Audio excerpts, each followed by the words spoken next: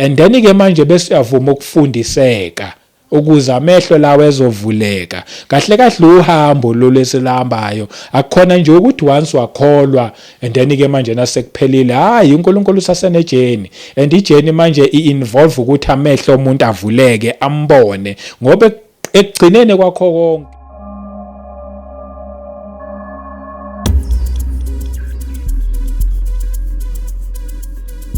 Welcome once again kwiKota 2 Media, igama lami ngumduduzi ngakashabango. Siphinde sihlangane futhi la sikhuluma khona indaba nje ezimnandi eyithinta umuntu kanye noNkulunkulu. Akukho kunye mangabe nje ulapha nje wazi nje ukuthi uzothola indaba ezimnandi kuphela.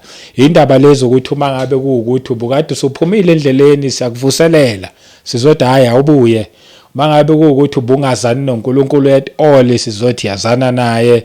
Mangabe kuukuthi nje uyibambile lendlela uhamba kahle sothi asiqhubekeni sihambe lendlela ngokukhuthazana nje ngawo lamazwi atholakala ezwini. But today ake sibheke incwadi yezenzo chapter 26. Ke siqale nje ukufunda ku verse 17 no 18.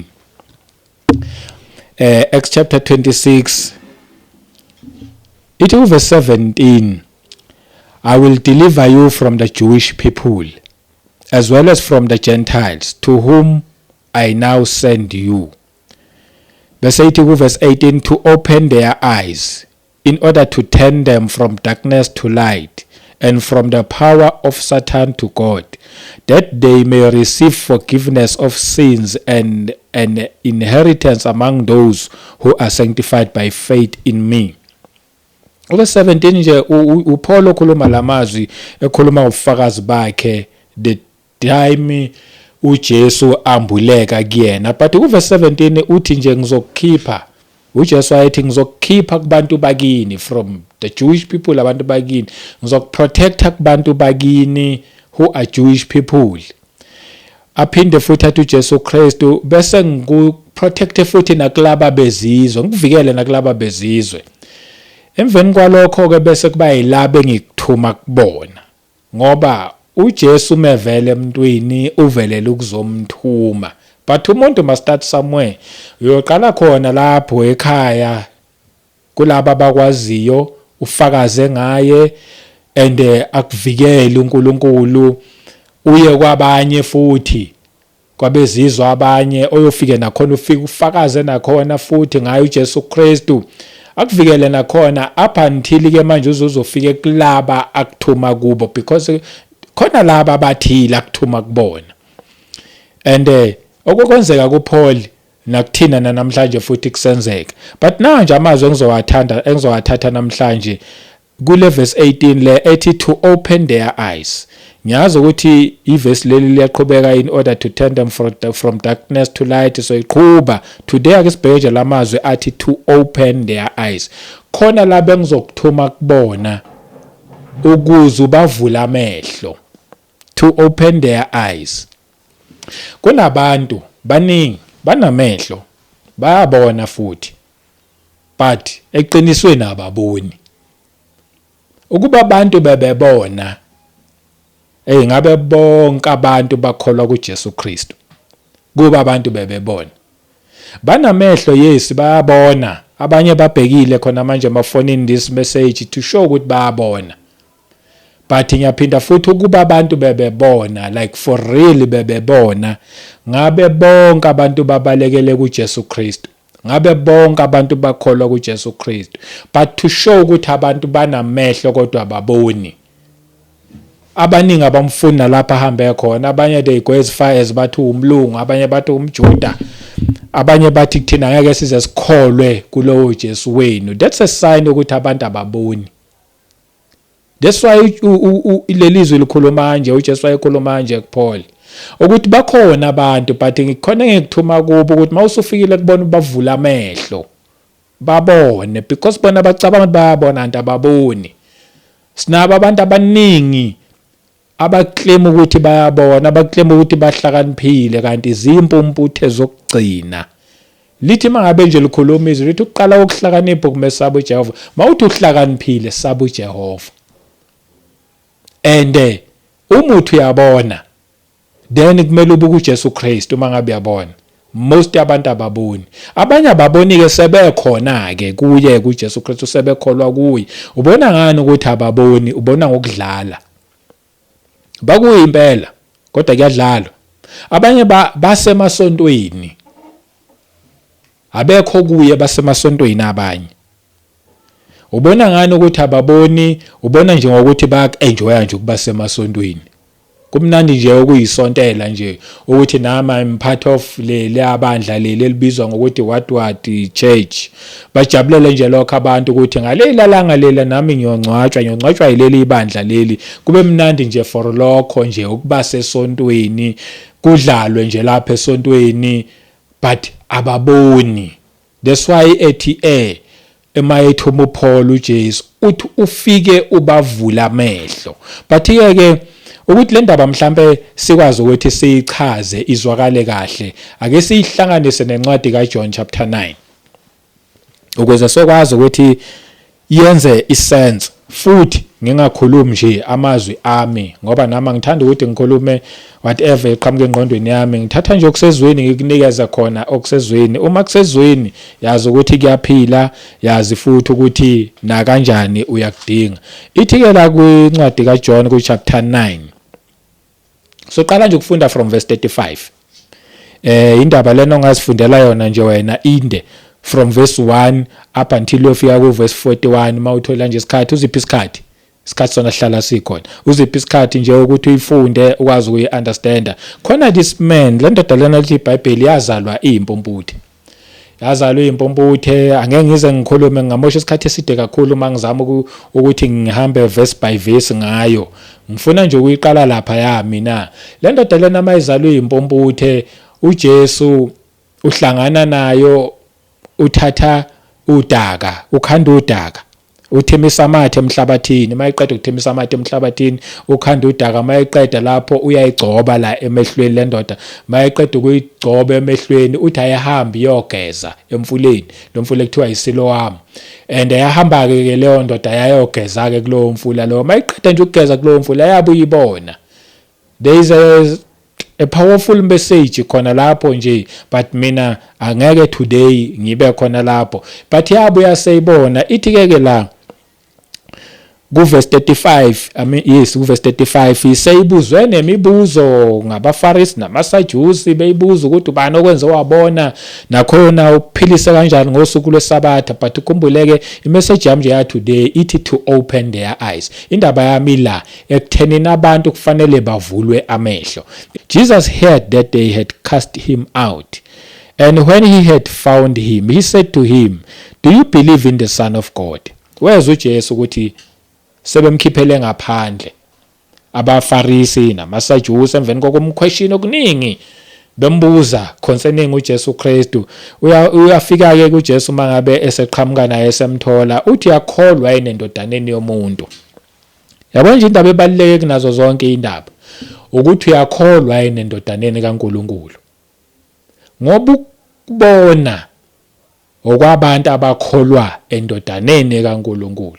Uma ufika kule ndoda lena uyayibuza ukuthi uyakholwa yini endodaneni kaNkuluNkulu, uyakholwa yini kuJesu. Verse 36, he answered and said, who is he, Lord, that I may believe in him? Ubani loyo Nkosi ukuze ngingakwazi ukuthi ngikholwe kuyena. Verse 37, and Jesus said to him, you have both seen him, and it is he who is talking to you. Verse 37. Uthi uJesu usumbonile, you have both seen him. Unyo King James version ubhala nje ngaleyo ndlela, no King James version futhi ubhala ngaleyo ndlela, you have both seen him. Umbonile meaning usumbone even 2 times. Nguye lo khuluma nawe. Kunendaba lapho a very deep ukuthi why kuthiwe you have both seen him, and nguye lo khuluma naye.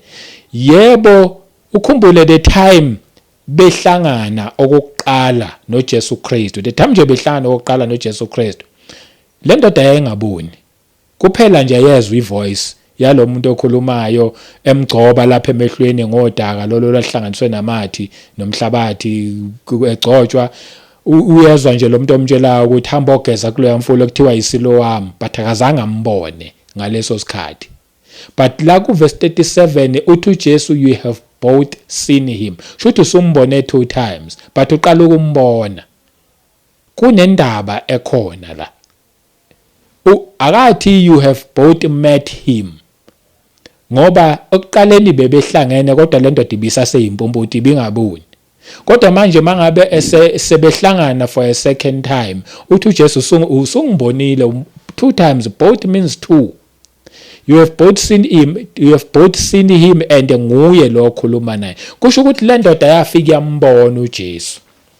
Njengoba nabanye bebembona but they didn't abazange bakwazi ukumbona ukuthi unguKristu, angisho kanjalo. Abanye bebeyibonela nje umuntu nje ofostayo, umuntu oziphayo nje ukuthi mina ngiyindodana kaNkuluNkulu. Bonke bebembona but le ndoda le yambona yazi yambona futhi kwaba kayi2 ngoba yaphinde yabona lokhu abanye abantu abangakuboni. Yona yakubona. That's why le ncwadi isho kanje ethi you have both seen him. Ithi ku verse 38.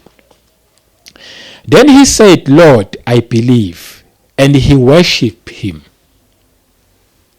Kwasho le ndoda yathi ngiyakholwa and yasiyamuworshipa yamdumisa. The reason izimuworshipe ize imdumise, it is because akhona nje ukuthi ngoba yayivulwe amehlo. Yebo, nakho lokho sekuya add ukuthi ngoba bekade impomputhe. But manje into eyenza ukuthi imuworship manje ukuthi isibona lokho abantu abangakuboni. Kwayifoster manje ukuthi lokho esengikubonile ngale ndoda phambi kwami ngiyayibona futhi khona sengikubona ukudipha manje. Kwayenza ukuthi ke manje besiyamuworship right there uJesu Kristu. Kwavuleka amehlo ale ndoda.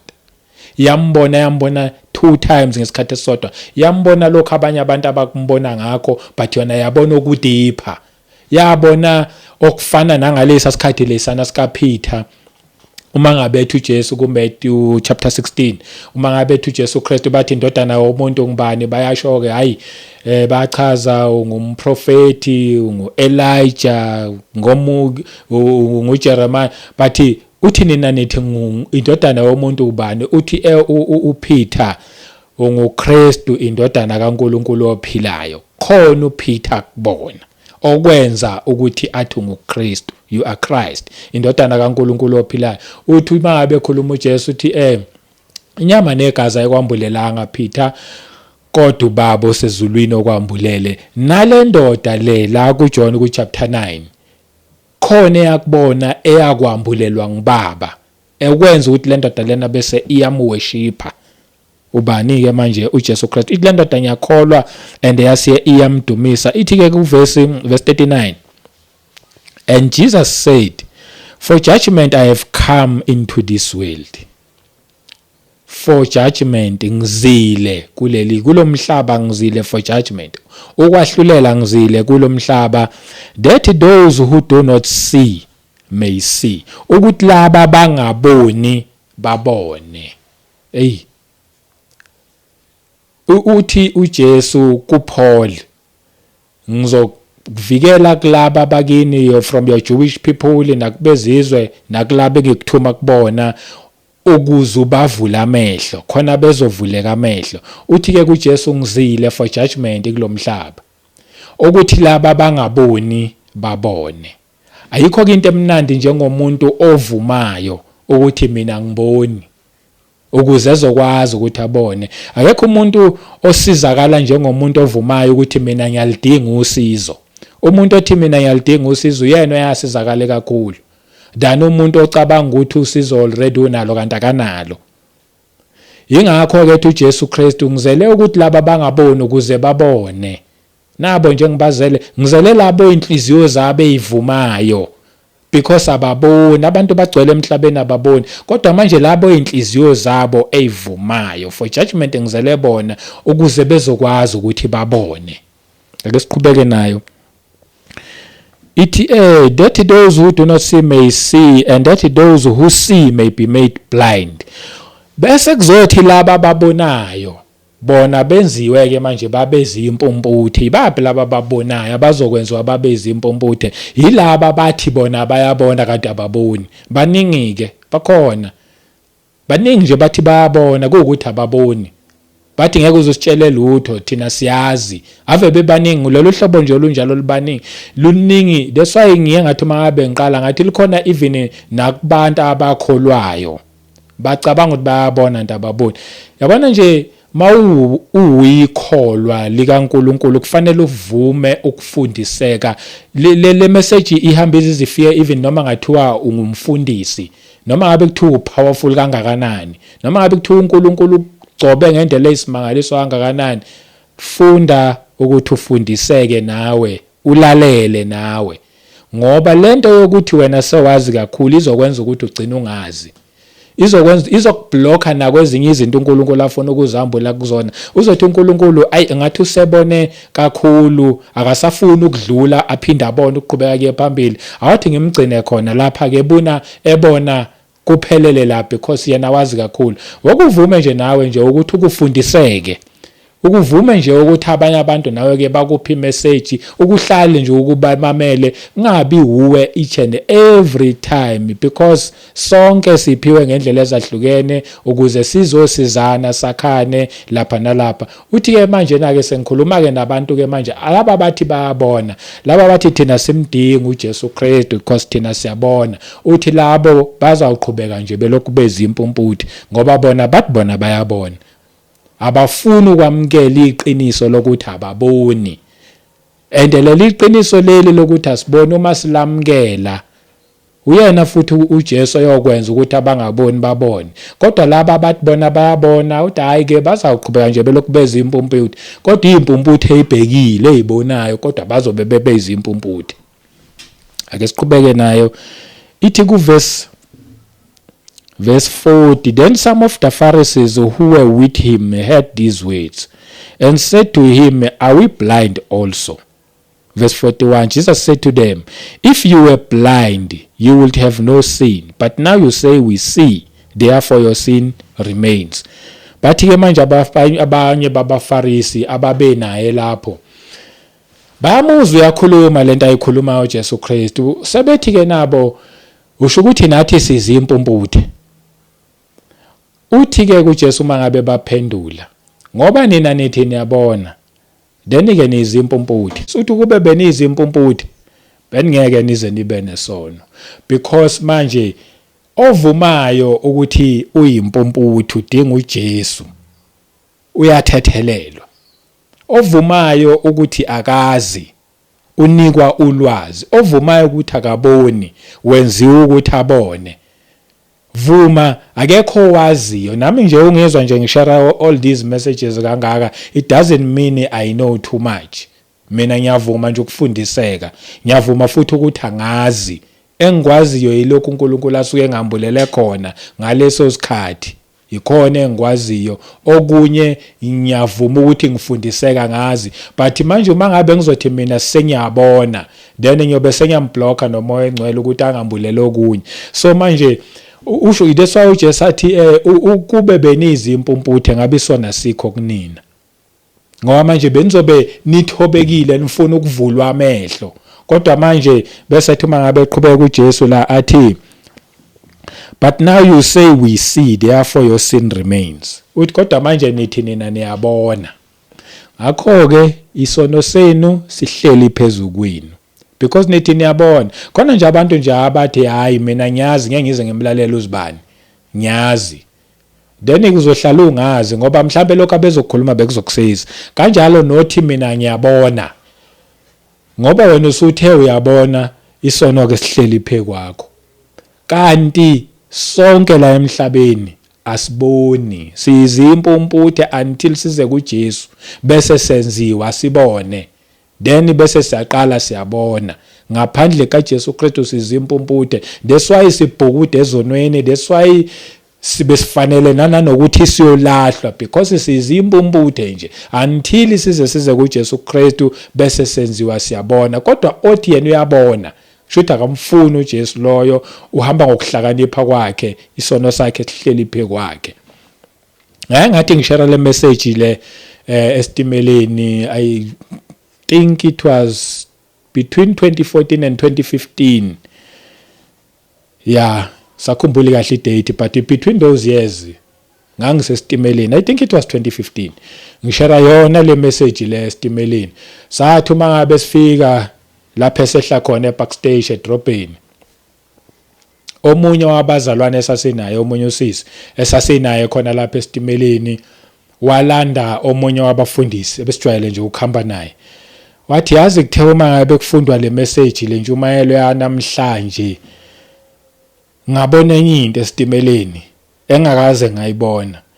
Uthi ngifikelwe nje ukuthi ngathi ngingakhuleka, ngithe ngisathi ngifikelwa indaba yokuthi ngakhuleka, ngase ngibona la estimeleni la abantu behleli kulama city lawa estimela all around, behleli abantu kule coach esasikuyona. Uthi njengoba sahleli bonke abantu bephethe amabhayibheli bewavulile bonke. Uthi uma ngabe bheka laba abantu bonke baphethe amabhayibheli, ngaphakathi estimeleni liyani izulu. And njengoba lini izulu, uthi into emxaka kakhulu ukuthi liyani izulu la ngaphakathi estimeleni, abantu baphethe amabhayibheli bawavulile kodwa amabhayibheli awabi manzi. Uthi leyo yamxaka, lamabhayibheli awabi manzi. And then ke aqhubeke nobufakazi lobo abona.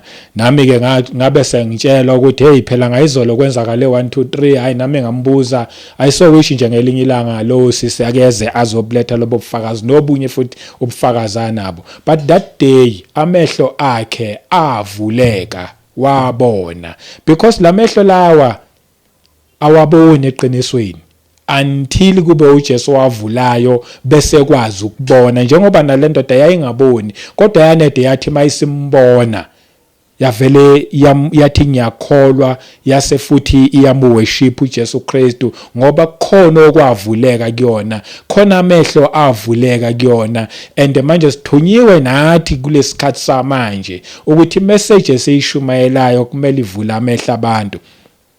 Khona nje mina ngiyangithande ukuthi ngilo nje ngibuletha nje ubufakazi, ngiyathanda ukufakaza because uNkulunkulu into mangabe nginikeze yona ungiphele ukuthi ngifakaze ngayo imessage whatever ngibonisa yona, uthi mangifakaze ngayo not unless ethe ngingafakazi ngayo.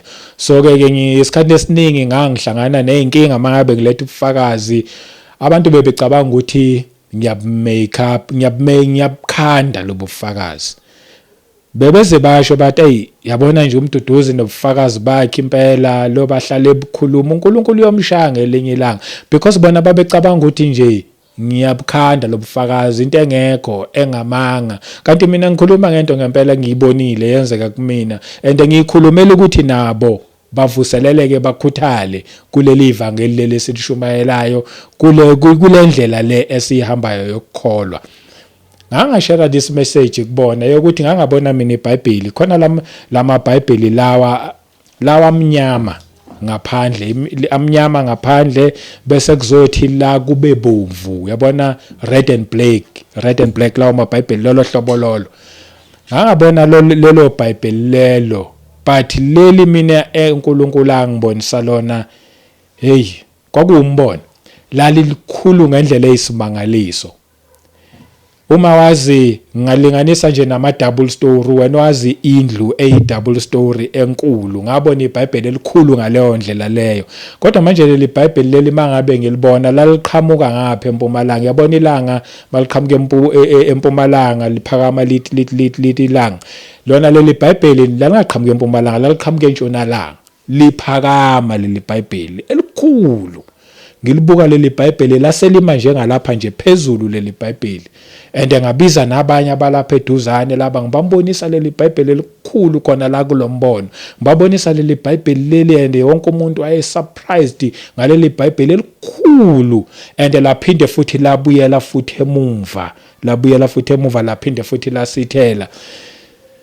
Ngiyangithanda ukuthi ngibulethe ubufakazi ofana nalobu, because uNkulunkulu unendlela yakhe yokusambulela ukuthi yena uyatholakala ezwini lakhe, uyatholakala kulo leli iBhayibheli. Leli iBhayibheli lela kusiwona amanga, some people bacabanga amanga, ngempela izwi lakhe, ngempela leli iqiniso. Uma ufuna ukumazi yena, uma ufuna amehlo akho avuleke, woze eBhayibhelini, thatha leli iBhayibheli uzomthola. and the more lokhu ulifunda uzokwambulela lo nkulunkulu, and the more lokhu ulifunda amehlo akho azovuleka uma ukholwa kuyena, and amehlo akho mangabe sevulekile uzobeke manje sewukwazi ukuhamba ngendlela eright nefanele phambi kaNkulunkulu. Bengithi nje ngizoshare leyo message namhlanje, message yokuthi sithunywa ukuthi abantu bazovulwa amehlo, andeke manje abazovuleka amehlo yilaba bathi thina sizimpomputhe sidinga ukuvulwa amehlo. Laba bathi thina siyabona then isono sihleli phekwabo. I-choice yakho ukuthi wena ufuna kuphi, uyafuna yini ukuthi uvulwe amehlo noma ufuna ukuhlala nje lokho uyimpomputhe. I-choice yakho, but yonke into iqala kuphi? Kholwa kuJesu ukuthi uyinkosi nomsindisi, umconfesse ngomlomo wakho ukuthi uJesu uyinkosi nomsindisi okuphila kwakho, ukholwe ukuthi uNkulunkulu wamvusa kwabafileyo. Yonke leyo niyona foundation yokukholwa kwawo wonke umuntu emhlabeni. And then ke manje bese uyavuma ukufundiseka ukuze amehlo lawo ezovuleka. Kahle kahle uhambo lo lesilambayo akukhona nje ukuthi once wakholwa and then ke manje nasekuphelile hayi uNkulunkulu usasenejeni, and ijeni manje i-involve ukuthi amehlo omuntu avuleke ambone, ngoba ekugcineni kwakho konke uNkulunkulu ufuna ukuthi uthi umkhonza lo Jesu, uyilandela lenkosi ube wazana nayo, ulandela inkosi oyaziyo, ulandela inkosi oyibonile, ungalandela inkosi ongazange wayibona. Asingadlulwa abantu basezweni abazokumabe bekutshela bona bakutshele ngokuthi mina ngangenwa ugogo othile or ngangenwa umkhulu othile. Yabona labo bantu labo bangenwa ogogo bayamazi, bayabazi labo gogo. Thina singenwe ngomoya kaNkulunkulu, singenwe yile nkosi uJesu Kristu, nathi kumele siyaze sazane nayo. Sisesela emhlabeni, siphila la emhlabeni, amehlo lawa avuleke, ngoba once wazana naye kukancane ukuphunyuka kuyena. Ngeke usaphuma kuyena uyohlala kuye because usuyazana naye. Ngeke usaba umsonti lamehla avuleka. Uzoyi-understand indaba yokusonto ukuthi it's not about churching, but it's about knowing him, wazane naye. It's about ukukholwa, it's about umbuso kaNkulunkulu. That's why lamehlo kufanele ukuthi mawavuleke. Igama lami ngumduduzi wakaShabangu. May the good God bless you all. Amen.